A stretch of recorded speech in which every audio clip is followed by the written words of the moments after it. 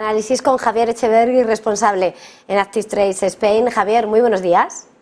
Muy buenos días, ¿qué tal? ¿Cómo estáis? Bueno, ¿cómo dibujas la fotografía del mercado esta mañana de miércoles? Bueno, un poco con la resaca de esa subida por parte de la OPEP, de esa restricción de más de 1 millón de barriles que junto con la restricción voluntaria de Rusia en el fin de semana ha provocado esta subida tan importante del crudo, y vemos cómo, digamos, la fotografía que teníamos marcada en este canal bajista por parte de la materia prima se ve justamente interrumpida de manera totalmente artificial por ese recorte en la producción que se ha acordado por parte de la OPEP Plus y de Rusia. Bueno, en principio, de momento, lo que cabe destacar sobre esta situación es que vemos que no ha superado esta zona de congestión, esta zona un poco de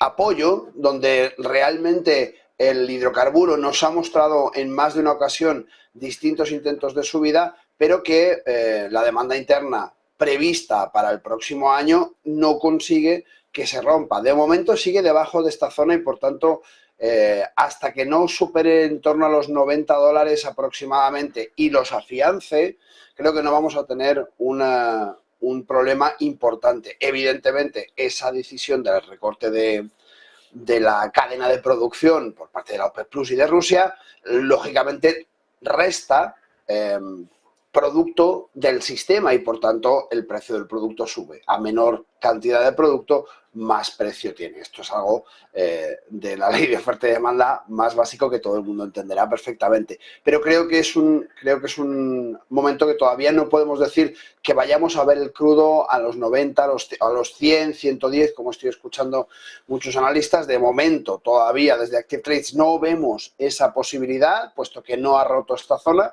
y, por tanto, mientras se mantenga por debajo de esta franja, en torno a los 88 aproximadamente hasta los 90, si no supera y se mantiene con algún tipo de figura técnica, es bastante poco probable que tengamos esa subida y que, como veis, la reacción se ha quedado totalmente congelada, un poco en pos de ver cómo reaccionan los mercados y los precios al respecto. Por otra parte, bueno, pues tenemos el oro, que finalmente ha roto un poco esta figura que veíamos claramente con esta situación del dólar ayer en Estados Unidos. Vemos cómo claramente ha roto un poco esa zona de acumulaciones de banderín de continuación, y lo ha hecho como tiene que hacerlo, con fuerza y hacia la zona de la resistencia más próxima, que son los 2073, que es su máximo anterior, como podemos observar. Por tanto, mientras tanto, bueno, lo que nos queda es ver un poco el comportamiento de los índices para ver cómo funciona un poco la economía en Estados Unidos. Podemos ver dentro de estos distintos escenarios que llevamos ya días mostrando desde Active Trades cómo, de momento, el escenario, para mí menos probable de manera inicial, que era el escenario C, es el que se está cumpliendo, y como podemos ver, además, de manera bastante aproximada. Vemos alguna desviación que técnicamente es lo correcto para poder seguir hacia adelante, es decir, probablemente tengamos un apoyo en esta zona de los 4.054 o próxima para conseguir seguir hacia adelante hasta aproximadamente, bueno, pues esos máximos de en torno a los 4.187, 4.200, que es un poco lo que estamos viendo en el comportamiento del S&P. Y, por tanto, bueno, como decimos, semana importante, un poco de transición para ver qué es lo que sucede, para entender cómo se están comportando los mercados y ver un poco cuáles son las macro tendencias que nos esperan en este mes, que desde luego nos está marcando la mayor parte de los índices, como el CAC 40, que podemos ver prácticamente en mínimos. Un segundo, me he ido al DAX aquí. Como el K40, que podemos ver exactamente en la zona de máximos, perdón, que quería decir en esta zona de máximos, en torno a los 7.402, ayer marcó los 7.401 como máximo. Bueno, vemos como claramente Europa está un poco celebrando esas rupturas, esa zona, veis, igualmente de superación de esta resistencia, y la parte de España, que es la que nos toca un poco más cerca, haciendo ese throwback, como comentamos muchas veces. Si nos fijamos aquí lo vamos a ver mucho mejor, haciendo esta figura de throwback donde rebota en esos 9.119,54 para continuar. Vamos a ver esta zona de los 9.264 en el día de hoy. Puede ser importante tenerla controlada y ver un poco el comportamiento para ver el desarrollo de esta semana. Ese diagnóstico quería pasar también un poco a hacer hincapié en cuál está siendo también, mirabas al SP500, en lo que está siendo el mercado del Nasdaq. Es la jornada de ayer, es verdad, que eran los números rojos quienes protagonizaban la sesión en los principales índices, pero es verdad que esas tecnológicas han arrojado un comportamiento en medio de las dudas que han arrojado, ¿no? Un músculo que también sorprendía. Quería preguntarte un poco sobre ese sector, sobre ese mercado del Nasdaq, ¿cómo lo ves? Bueno, como veis, justamente a nivel técnico está justamente haciendo la figura que habíamos visto con anterioridad, con un poco más de retraso, para apoyarse en esta zona aproximadamente de los 12.960, de los 13.000 puntos, donde probablemente tenga otro impulso importante. ¿Y por qué digo que probablemente tenga otro impulso importante? Pues porque hemos visto ya como a menudo las tecnológicas en momentos un poco de debilidad financiera, que no económica, pero sí debilidad financiera. Vemos un poco esa tabla de salvación donde muchos inversores se acogen al posible crecimiento de la tecnología y a la revalorización de las empresas que están más enfocadas en innovación y tecnología, y por eso el Nasdaq estamos viendo cómo lleva un camino un poco más retrasado que pueda llevar quizá el SP500, pero sin embargo va haciendo esta figura justamente superando los 12.960 con fuerza una vez más para ver esta posible figura de throwback y continuar al alza. Vamos a ver cuál es el comportamiento, como te digo, en esta semana, que es un poco extraña, ¿no? Esa semana un poco no solamente de puente por las festividades de la Semana Santa, sino también un poco por las zonas donde están atravesando la mayor parte de los índices importantes, que podemos ver justamente que son zonas de resistencias importantes que estamos venciendo y que además lo hacemos con fuerza, donde hay una pequeña recuperación, y vamos a ver si efectivamente se consolida esa subida o por el contrario, bueno, vuelven un poco a la zona donde se encontraban antes de las rupturas de todas estas zonas de resistencia que se han roto.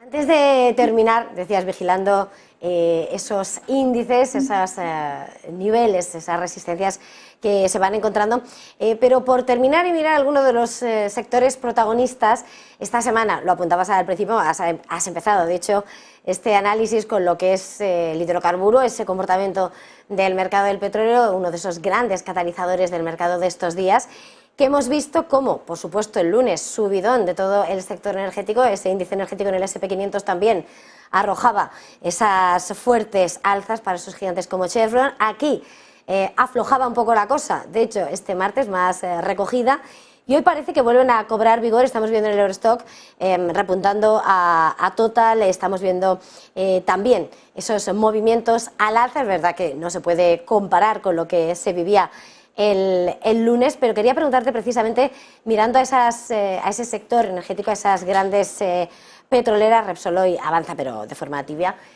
¿Cuál es tu visión y la estrategia?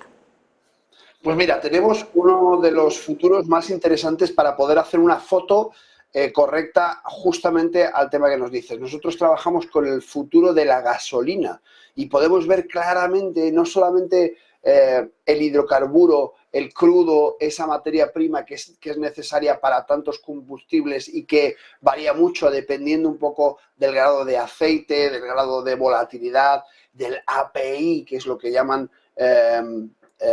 dentro del tipo del grado de ¿cómo se llama? De ligereza o pesadez que tiene ese combustible. Vemos como la gasolina también ha tenido ese repunte importante y que además, digamos, el comportamiento de la gasolina sí que nos muestra ese comportamiento al alza que podemos ver de manera muy clara en esta zona y que además es fácilmente transportable para ver ese canal alcista que está marcando y que nos marca la zona de las 2,95 aproximadamente como zona más probable de confluencia entre estos precios, 2,95-3, y por tanto una posible alza dentro del ya producto final, no el hidrocarburo, perdón, el crudo, sino el producto final como podemos ver la gasolina. Dato interesantísimo, y es que la gasolina tiene un comportamiento mucho más alcista que lo tiene el gasoil, que es, digamos,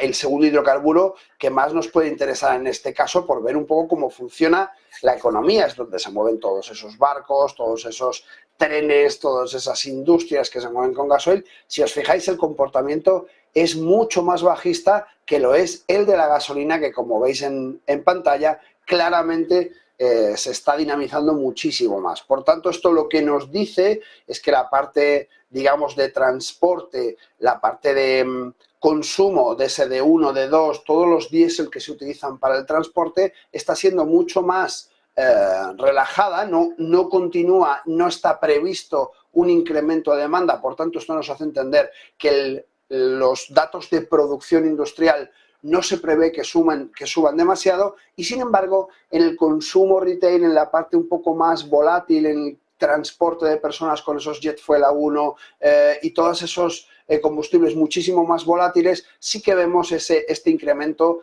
que claramente está comportándose de manera muy similar a lo que está haciendo el Brent. Fotografía que mira a los bolsillos de frente. Muchísimas gracias, Javier Echeverri, responsable en Active Trades Spain. Como siempre, un verdadero placer. Feliz jornada, feliz negocio. Igualmente, un abrazo a todos.